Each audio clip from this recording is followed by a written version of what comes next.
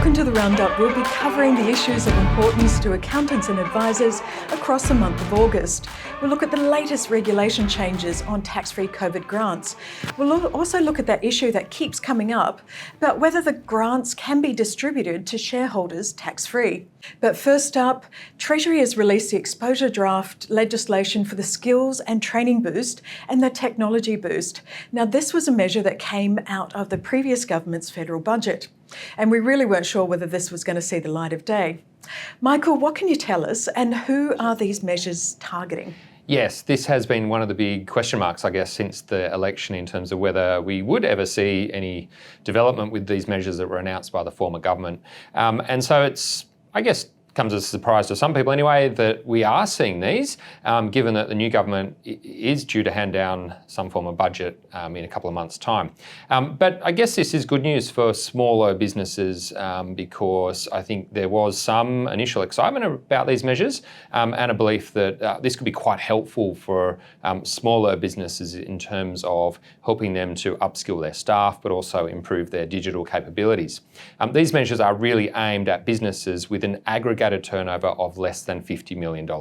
So $50 million tends to be the turnover threshold that is used a lot at the moment in the income tax system in terms of those measures that are aimed at the smaller side of kind of the business market.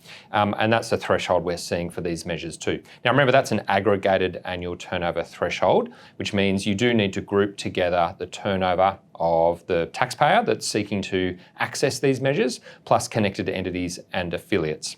So $50 million threshold for entities that are carrying on a business, that's who's really the target of these two measures. And Mike, with these, what sort of expenditure qualifies for these boosts? And is there a cap? Yes, these two boosts, they do look reasonably similar in some respects, but there are some pretty key differences between them as well in terms of what qualifies and in terms of what you can actually claim as a bonus deduction.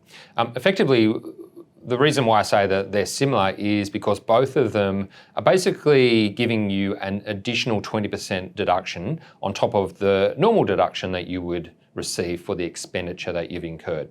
So effectively, you spend $10, you're getting a $12 deduction as a result of these boosts if you qualify.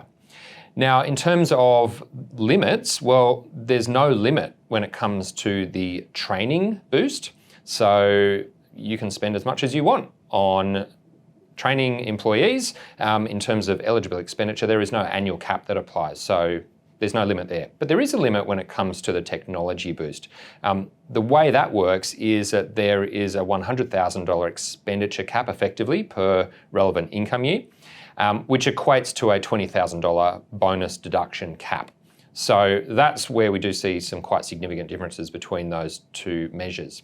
Now, when it comes to the skills boost, that can apply to expenditure incurred after budget night 2022, which is 29th of March earlier this year, up until the 30th of June 2024. So we've got 2 and a bit years worth where expenditure on training employees can effectively qualify.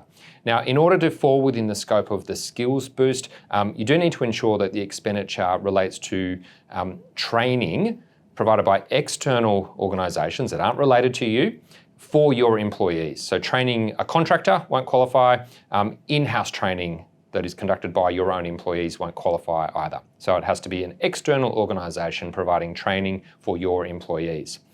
The external provider also needs to be registered, and there's certain categories in terms of what that registration might entail. So that's effectively the skills boost.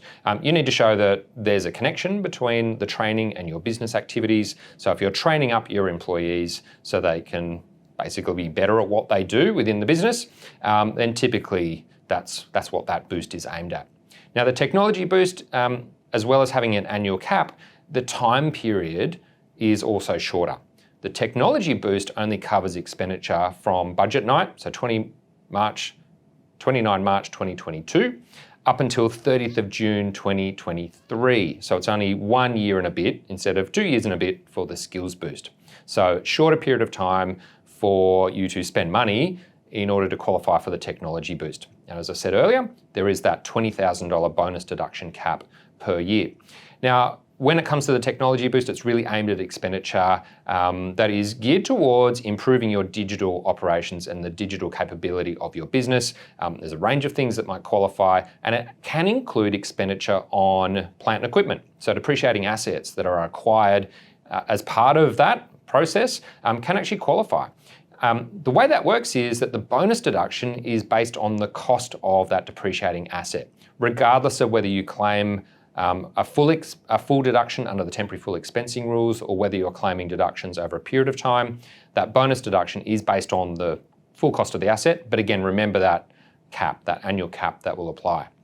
Now, the other thing that is, I guess, a little bit odd around the way that these measures work, and this was something that we pointed out when the budget was announced, is that some expenditure incurred after the 29th of March 2022 up until the 30th of June 2022, it can indeed qualify for these boosts. However, the bonus deduction is effectively deferred until the 2023 tax return. So the 2023 return will be the first year that any of these bonus deductions are claimed. For the skills boost, expenditure incurred in the 24 year will be claimed in the 24 year, not only the basic deduction, but also the bonus deduction as well. So slightly odd in terms of how that deduction works, because some businesses will be claiming some normal deductions for expenditure on training and technology in the 22 year, but the bonus deduction, where they qualify, will be carried forward into the 23 year. Now, the final thing to note is that, remember, this is exposure draft legislation stage only. We don't have any actual legislation yet. This is a draft for public comment. The consultation period is quite short. It kind of finishes kind of mid to late September. We're hopeful that the government will then be able to turn that around, Treasury and the government will be able to turn that around quite quickly, because the clock is already ticking for these measures. It's hard for businesses to go out and spend that money without knowing that legislation is actually locked in, and we're not at that stage yet. So just remind your clients that this is not law yet, but certainly we can start thinking about those clients who might potentially qualify if this does pass in its current form or something similar. And it's worth clients being aware that this is something that is now back on the radar and potentially can provide that tax efficiency in terms of money that may well go towards improving their businesses. Determining whether COVID-19 grants are tax-free can be really difficult. And the problem is that in some circumstances, when governments extended grants into new tranches, some of those tranches were deemed to be tax-free, while others are still taxable. Matthew, we've seen some movement in the regulations. Can you tell us, where are we up to now with the tax status of COVID grants? Yeah, because the tax rules providing tax-free treatment to COVID-19 government support grants are very specific to the grant itself, or the name of the grant really. There can be a bit of a lag period between when new grants are being announced or extensions being announced and the tax rules catching up. So in a way, it does make this area a bit of a moving feast. Now, just to step things back a bit, when a business receives a government support payment to assist with their operating costs, the chances are that that payment's going to be taxable, unless there's a specific provision that makes that payment tax exempt. Now, for businesses with a group turnover of less than 50 million, receiving certain COVID-19 government support payments in the 2021 or the 2022 income year, there are some rules that can provide tax-free treatment. But that tax-free treatment can only apply if the payment or the support payment falls within a prescribed list. And that list is determined by the Treasurer, and it has been updated quite a few times over the last year and a half now. Now, the historical issue with that list is that it's quite specific to the name of the grant and the type of the grant. So, for example, if you're dealing with a grant where there's been a subsequent extension, or it forms part of a subsequent tranche, even though the original grant might have been tax-free, it doesn't necessarily mean that the extension is also tax-free, unless that list has been amended to include that specific extension. So, for example, when you're dealing with the Victorian Business Cost Assistance Program, it does include round 2, and it does include the July extension. But there's been a subsequent number of tranches or extensions since then where it's not historically been covered by that list. Now, the good news is that the Treasurer has just this week updated that determination to include another 11 specific COVID government support payments that are now tax-free. And many of those support payments deal with the subsequent tranches or the subsequent extensions. So, for example, when you're now dealing with the Victorian Business Cost Assistance Program, that now includes the round 2 top-up, as well as round 3, round 4, and round 5. So I guess what I'm trying to say is that just because the original grant is tax-free, you shouldn't really assume that any subsequent extensions or subsequent tranches are also tax-free. You really do need to go back and check that list. And it's also probably not a good idea, to check that list or check back on that list from time to time, because that list has been updated. And I suspect there's a good chance that it might be updated again in the future. And you can find the full list of tax-free COVID-19 grants on Tax Banter's blog. Now, keeping in the theme of tax-free COVID grants, one issue that keeps coming up on the Knowledge Shop Help Desk is whether tax-free grants, such as the cash flow boost, can be distributed to shareholders. Michael, what's the story here? Yeah, this has been a very common question, particularly over the last 2 or 3 years, as many clients have received either cash flow boost payments or other state government grants, which in some cases qualify for tax-free treatment. And really the issue is, we know sometimes that those amounts can be tax-free in the hands of the entity that's received the payment, but the big issue for many people has been, well, how do we get those amounts out of the entity into the hands of, say, shareholders or beneficiaries, and what's the tax treatment around that? Well, the good news is if you're dealing with a trust, often those amounts can come out tax-free. Trusts generally treated on a flow-through basis for tax purposes. So if a tax-free government grant comes into a trust, when it's distributed out to beneficiaries, that will often retain its tax-free status. The big exception to that is if you're using a corporate beneficiary, in which case you've then got the issue of how do you get it out of the company. Which then brings us on to the next issue, which is when you have those amounts received in a company, we're dealing with something very different. A company is dealt with as a separate entity for tax purposes, which means that just because something comes into a company tax-free does not mean that you can get it out of the company tax-free.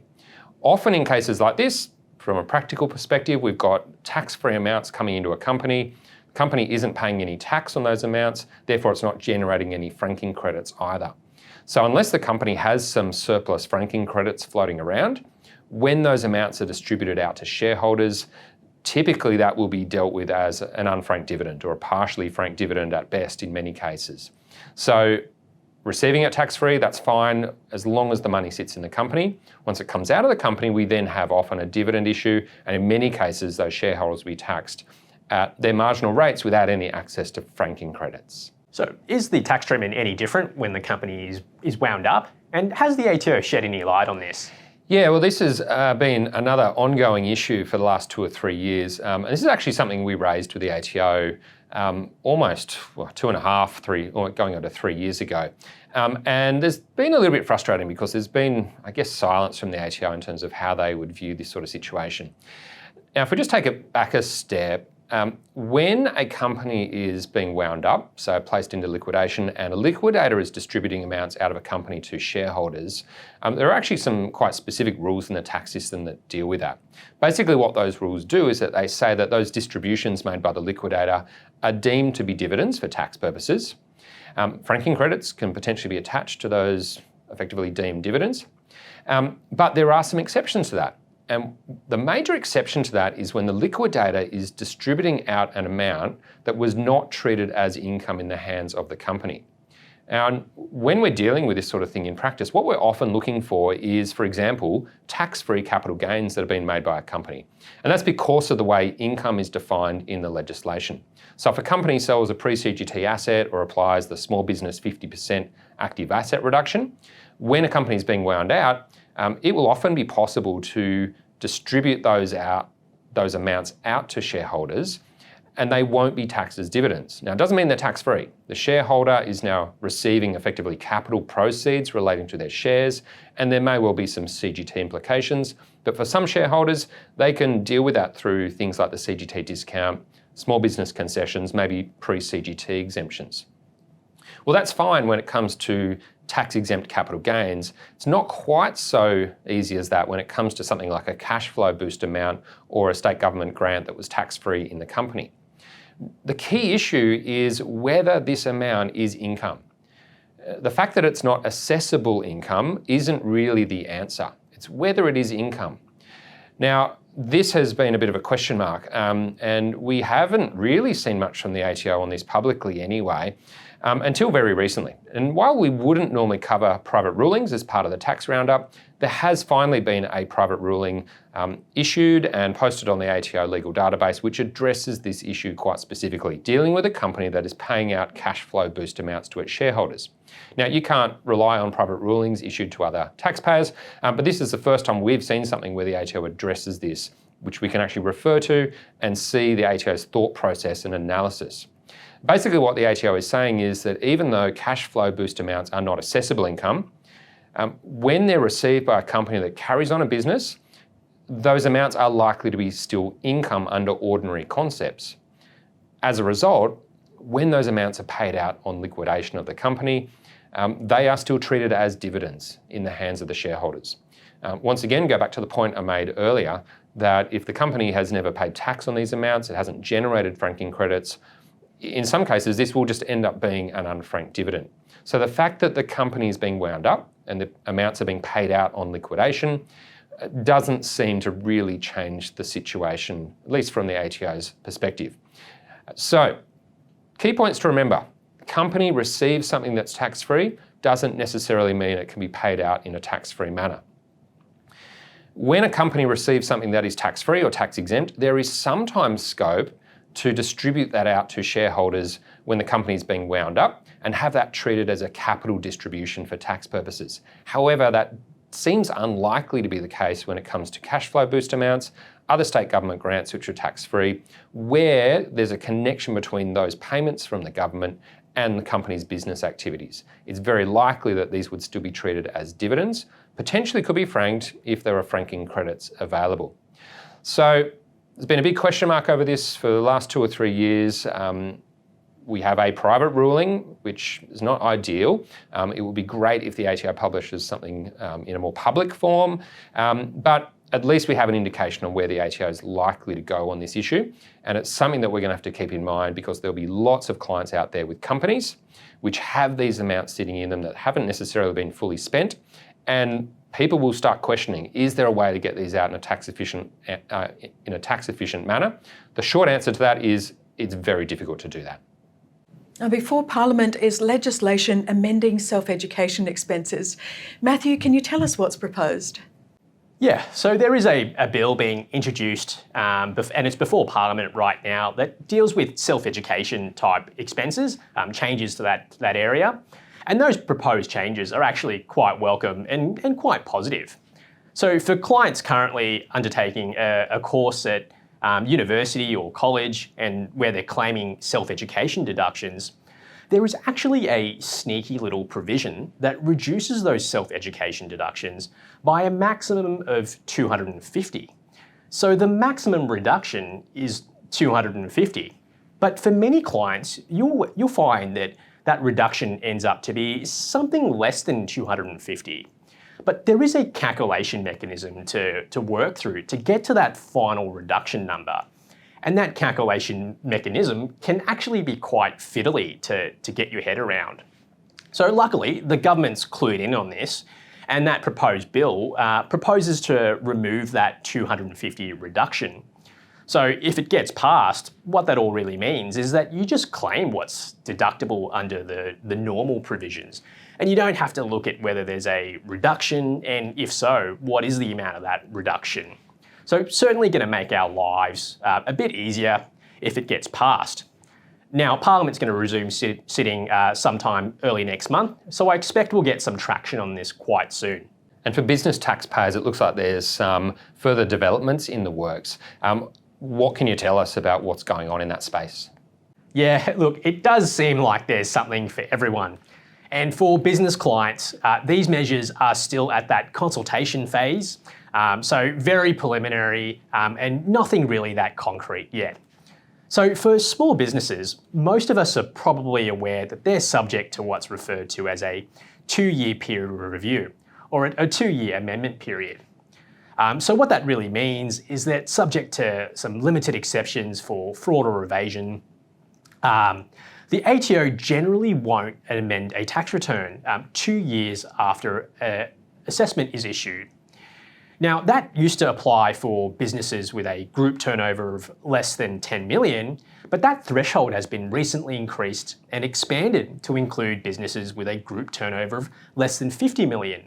So those businesses are also are subject to a shorter period of review, or a shorter amendment period. Now, the bad news is that when the government introduced these changes, they also acknowledged that that shorter period of review probably wasn't all that appropriate for taxpayers with complex affairs or significant international transactions. What's happened now is that the government has released some draft rules for consultation on what it really means by that. Look, there's some proposed list of categories of sort of complex taxpayers. Worth having a look if for some reason you've got clients where you might be a bit concerned about their amendment period exposure. Now, for multinational clients, the government did also release a consultation paper with some areas of reform that are really targeted or honed into these types of clients. One of those areas deals with reforms or proposed changes or to what's referred to as the thin capitalisation rules. And at a really high level, these thin cap rules are really targeted towards multinationals with operations in Australia, where they're quite geared or heavily financed with debt. And the rules basically work by trying to limit that entity's interest or debt deductions.